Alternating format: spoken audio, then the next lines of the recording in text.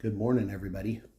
Today I'm going to be doing a part 2 on the creation, the manifestation of our heavenly Most High God in the first 3 verses of the Bible. So yesterday I explained how God, Yahweh, Elohim is the first position, the first verse of the Bible.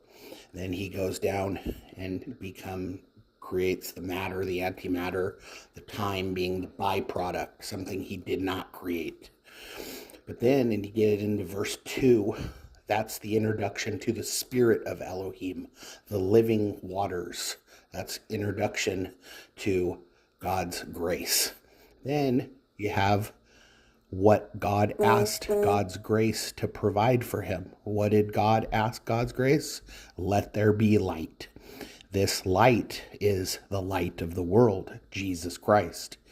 Essentially, this same light in this creation story is the light of all physical reality, God's glory.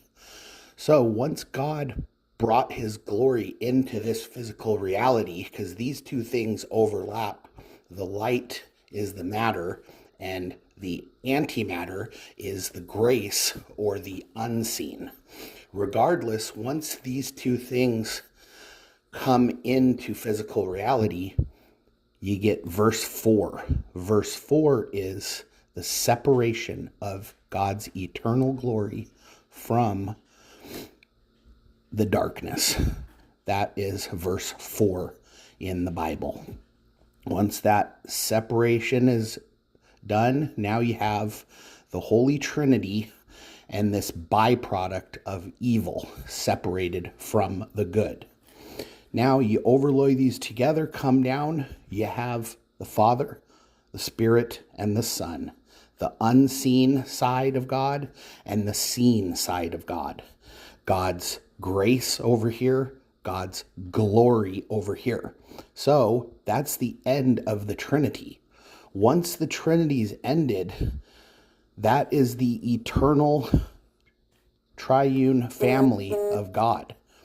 This position, and this position are just byproducts of his glory and grace entering physical reality.